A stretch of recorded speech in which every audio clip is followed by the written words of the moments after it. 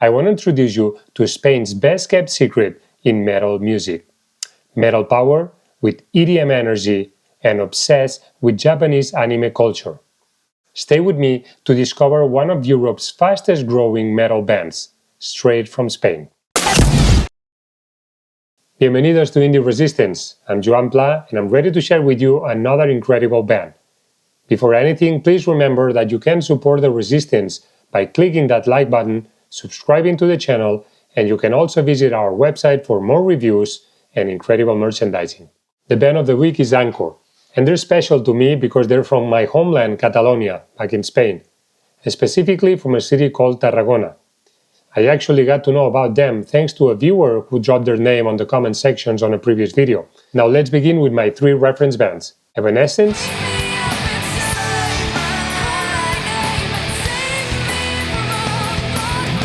In Flames,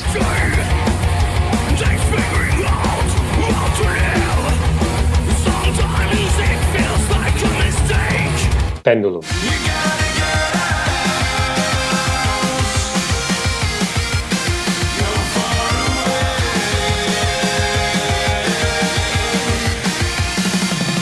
I think those are three great bands that cover a lot to use as reference for Anchor.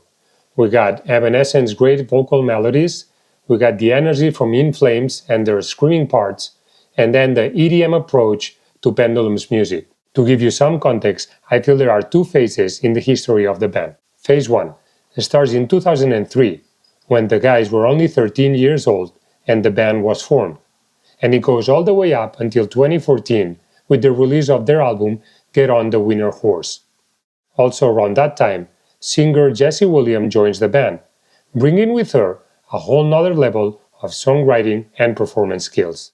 Phase 2 starts with Jessie taking over the reins as a front girl, and accentuated by another key moment later on, when Greek metal drummer Eleni Noda joined the band. With the new musicians on board, the band's sound evolved and matured to what it is today. And the rest of the band members are David Romeu on guitars, backing vocals and production, Fito Martinez on guitars and backing vocals as well, and Julio Lopez on bass. Now let's go ahead and listen to the song that broke them through. Live from the Wacken Open Air Festival, this is Prisoners.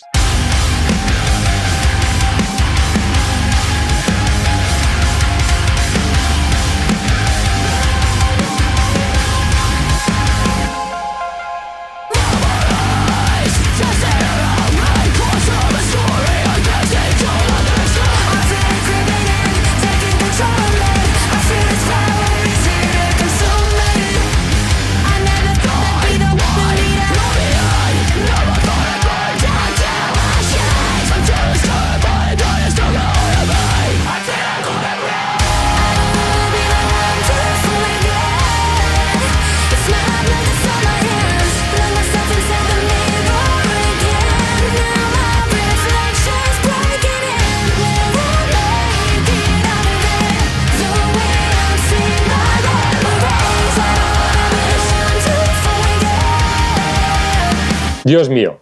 The first time I heard this song, I thought that the screaming part was done by a dude, a guitar player or whatever. But then I saw this video and it proved me wrong. I thought, what the hell is this? I just can say that this is one of the best female metal singers I've heard. So much talent and so powerful. Her range is unbelievable. Switching from the emotion of the melodic parts to the brutal energy of the screaming section is just beyond anything I've seen. The band knows when to let the song breathe with a great hook, allowing to take a moment before the aggressive chaos comes back. Definitely a great headbanger for the mosh pit. Anyway, as with many bands, it took some time for Anchor to find its own personality. In fact, their first album was in Spanish and was more power metal. The following records, previous to Jessie joining the band, were pretty consistent in style. But when Jessie came in, there was a noticeable step forward with their sound. Better songwriting and musicianship, growing exponentially with each new record, especially when Eleni brought in her drumming style. The band defined themselves as alternative metal, but there are clear EDM, metalcore, and Spanish sonic forebears, with Japanese culture hints all over the place in Shogunai, their latest album. Now, let's listen to another powerful song This is Darkbeat. It's your blood on my hands. Darkbeat. There's nothing holding me back. There's nothing pulling me to the ground. Restless, cause in the end of it, I need to find the strength within to make it out alive. I'm managing my mind. No matter what is upside down, what was them now is left to die. For everything to change in the blink of an eye.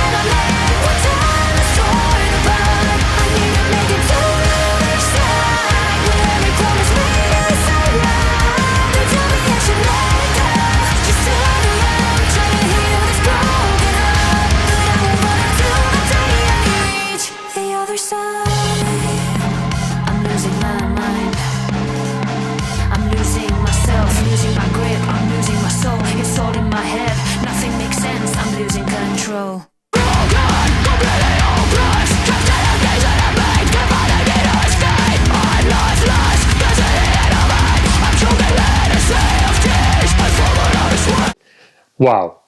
This song makes me think of Slipknot meets Paul Oakenfold or something like that. I don't know. It's EDM with the most powerful guttural screams ever.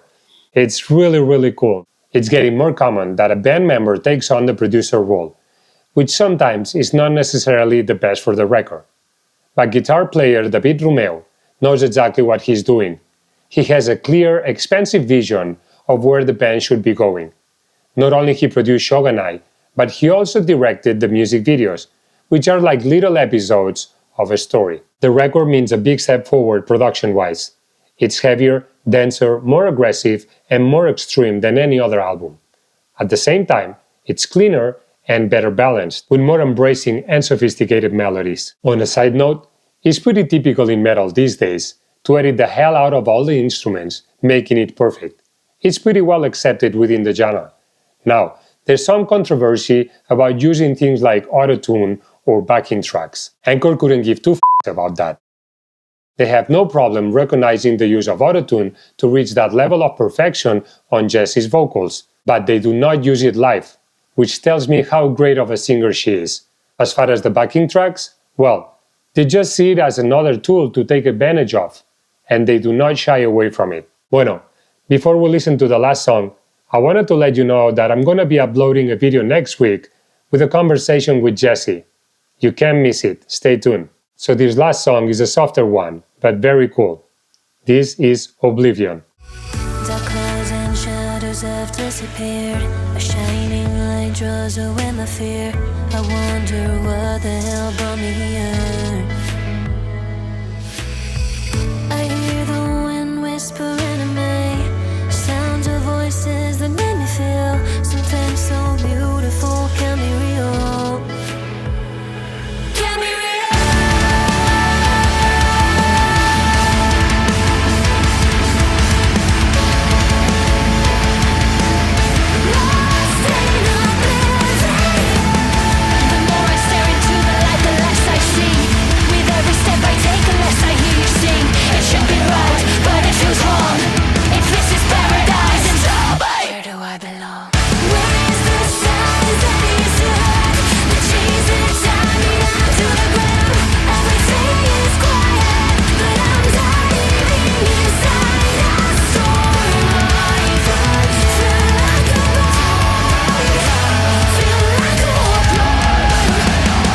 Reminiscent of Lacuna Coil in some parts, this song has the most beautiful melodic lines of all their catalog.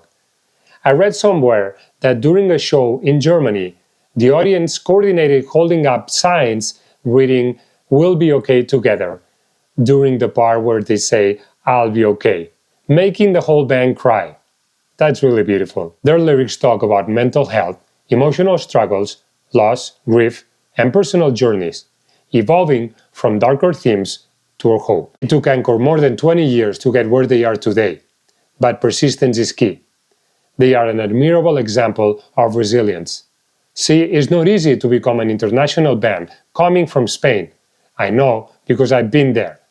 But they are becoming a household name in the genre, thanks to their musicianship and incredible work ethics. With all that said, Encore are still pretty much unknown in the US, but it seems that in 2025 we might have a surprise and we'll be able to see them on this side of the Atlantic. Fingers crossed. I hope you guys enjoyed the video and that support the band. Please leave your thoughts in the comment section. This is the end. Muchas gracias. Hasta pronto.